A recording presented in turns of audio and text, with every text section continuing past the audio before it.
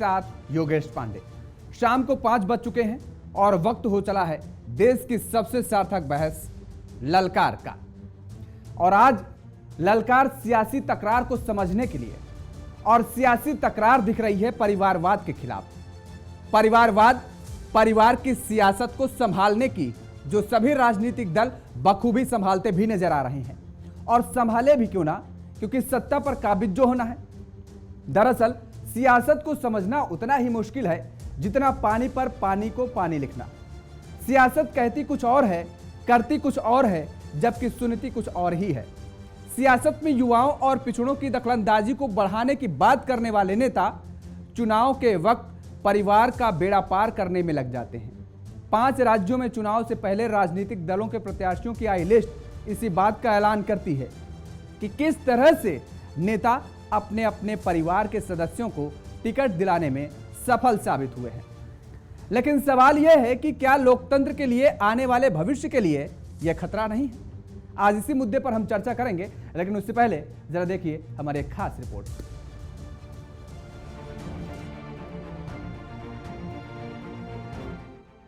सियासत कभी अपने मुनाफे में मुरव्वत नहीं करती।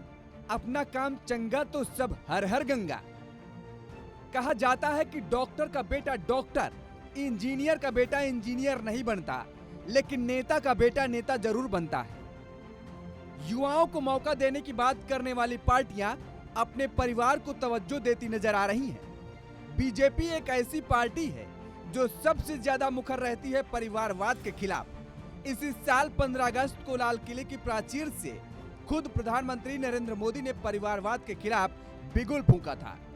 प्रधानमंत्री ने कहा था कि परिवारवाद ने हमारे देश को नोच लिया है। वर्तमान में परिवारवाद ने जिस तरह से देश को जकड़ के रखा है, इससे आम लोगों का हक छीना जा रहा है। हमारे देश को नोच लिया है परिवारवाद ने। इस परिवारवाद ने देश को जिस प्रकार से जकड़ के रखा है, उसने देश के लोगों का हक छीना है। लाल किले के प्राचीर से ये तंज, ये निशाना खास तौर पर कांग्रेस के लिए तो था ही, मगर प्रधानमंत्री के निशाने पर अन्य राजनीतिक दल भी थे। प्रधानमंत्री ने देश के लोगों से परिवारवाद, भ्रष्टाचार और तुष्टीकरण के खिलाफ जंग लड़ने की अपील की थी। अपने पूरे भाषण में प्रधानमंत्री मोदी ने कम से कम 12 बार परिवारवाद का नाम लिया था और परिवारवाद को प्रतिभाओं का दुश्मन बताया था। दुश्मन कौन, किसका और क्यों, और इन दुश्मन को कौन पाल पोस रहा है, इन सवालों को जवाब को तलाशने की जिम्मेदारी हम आप पर छोड़ते हैं। लेकिन इतना जरूर साफ कर दें कि सभी दलों के नेता परिवारवाद के खिलाफ तो पानी पी पी कर बोलते हैं, लेकिन हकीकत यह है कि राज्य में सभी बड़े दल परिवारवाद को पालते भी हैं और पोसते भी हैं। जिसकी एक वानगी हम आपके सामने रखने जा रहे हैं, तो पहले बात कर लेते हैं परिवारवाद के खिलाफ सबसे ज्यादा मुखर रहने वाली पार्टी बीजेपी के परिवारवाद की ही। मध्य प्रदेश में बीजेपी का परिवारवाद। पूर्व मुख्यमंत्री गोविंद नारायण सिंह के बेटे ध्रुव नारायण को भोपाल मध्य से बीजेपी ने टिकट दिया है। पूर्व सीएम वीरेंद्र सकलेचा के बेटे ओम प्रकाश सकलेचा को जावद से उम्मीदवार बनाया गया है। पूर्व मुख्यमंत्री बाबूलाल गौर की बहू कृष्णा गौर को गोविंदपुरा सीट से टिकट दिया गया है। पूर्व मुख्यमंत्री उमा भारती के भतीजे राहुल लोधी को खरगापुर से बीजेपी ने मैदान में उतारा है, जबकि कैलाश सारंग के बेटे विश्वास सारंग को नरेला से टिकट दिया गया है। शिवराज सिंह लोधी के बेटे वीरेंद्र लंबरदार को बंडा से टिकट दिया गया है। सत्येंद्र पाठक के बेटे संजय पाठक को भारतीय जनता पार्टी ने विजय राघवगढ़ से टिकट दिया है। निर्भय सिंह पटेल के बेटे मनोज पटेल को देपालपुर से बीजेपी ने टिकट दिया है। देपालपुर सीट से टिकट के दावेदार राजेंद्र चौधरी के समर्थकों ने मनोज पटेल को टिकट मिलने पर ऐतराज भी जताया और बीजेपी पर जमकर हमला भी बोला।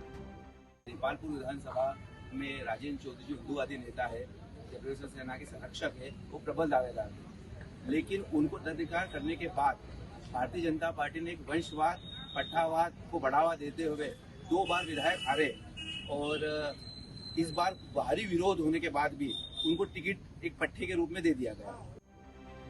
मध्य प्रदेश में बीजेपी के परिवारवाद की महज ये वानगी भर है, क्योंकि परिवारवाद की लिस्ट बड़ी लंबी है। खैर, अब बात जरा कांग्रेस की भी कर लेते हैं। मध्य प्रदेश में कांग्रेस का परिवारवाद। पूर्व सीएम दिग्विजय सिंह के बेटे जयवर्धन सिंह को राघवगढ़ से टिकट दिया गया। पूर्व सीएम दिग्विजय सिंह के भाई लक्ष्मण सिंह को गुना जिले की चाचौड़ सीट से कांग्रेस ने मैदान में उतारा। 7वीं बार के विधायक और नेता विपक्ष डॉक्टर गोविंद सिंह के भांजे राहुल भदौरिया को भिंड जिले के मेहगांव सीट से मैदान में उतारा गया। 7वीं बार के विधायक और नेता विपक्ष डॉक्टर गोविंद सिंह के समधन चंद्रानी गौर को खरगापुर से मैदान में उतारा गया। पूर्व केंद्रीय मंत्री कांतिलाल भूरिया के बेटे डॉक्टर विक्रांत भूरिया को झाबुआ एसटी सीट से कांग्रेस ने मैदान में उतारा। पूर्व मुख्यमंत्री अर्जुन सिंह के बेटे अजय सिंह उर्फ राहुल सिंह चुराहट से मैदान में उतारे गए। पूर्व मुख्यमंत्री अर्जुन सिंह के साले राजेंद्र सिंह को कांग्रेस ने अमरपाटन से टिकट दिया है। इंदौर जिले में प्रेमचंद गुड्डू की बेटी रीना बौरासी सांवेर स्थित सीट से उम्मीदवार बनाई गई हैं। तो हमने आपको ये कुछ चेहरे दिखाए जो अपनी पारिवारिक विरासत को संभाल रहे हैं, और तस्वीर केवल मध्य प्रदेश तक सीमित नहीं है। परिवारवाद की ऐसी तस्वीरें आपको राजस्थान में भी देखने को मिलेंगी, फिर वो चाहे कांग्रेस हो या फिर बीजेपी, दोनों ही पार्टियों में एक से हालात नजर आएंगे। हमारे देश के प्रधानमंत्री भी परिवारवाद को प्रतिभाओं का दुश्मन करार दे चुके हैं। दुश्मन कौन, किसका और क्यों, और इन दुश्मन को कौन पाल पोस रहा है, इन सवालों के जवाबों को तलाशने की जिम्मेदारी हम आपको पहले ही दे चुके हैं। तो आप अब तलाशिए जवाब और लीजिए देश के भविष्य निर्माण में बड़ा फैसला, जो देश की राजनीति की दिशा और दशा दोनों बदलने में महत्वपूर्ण कदम साबित हो।